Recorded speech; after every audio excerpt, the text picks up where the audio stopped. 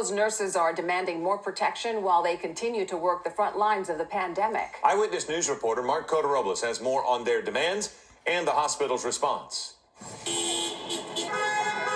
Another sidewalk picket and drive-by protest of frontline nurses outside Keck Hospital of USC today. It was 9 months ago they did the same. Some of their grievances and concerns haven't changed, alleging unsafe working conditions amid the pandemic. I feel like nurses are at the bedside. We've been grinding now for about 9 months into the pandemic, and we have not had many conversations with administration on how to protect our patients and our families. These nurses are concerned not only about the visitation policy here at the hospital, they claim USC discourages healthcare workers from staying home if they're experiencing COVID-19 symptoms. Nurses have to decide whether or not to go to work or not when they're having symptoms, because if they don't go into work and they call out sick, they could be reprimanded.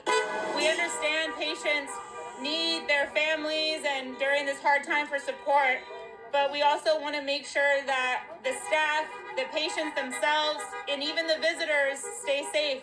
The hospital saying all caregivers, patients, and essential visitors are screened daily for COVID-19 symptoms, reporting their exposure rates here to be significantly lower than the general public.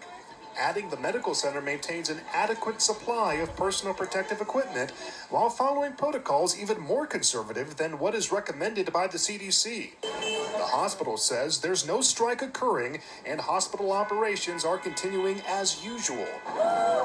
These nurses, meantime, say they aren't just fighting for themselves. We come every day, we suit up, and we take care of these patients, and we want to make sure that people hear us today and that we should see our unity.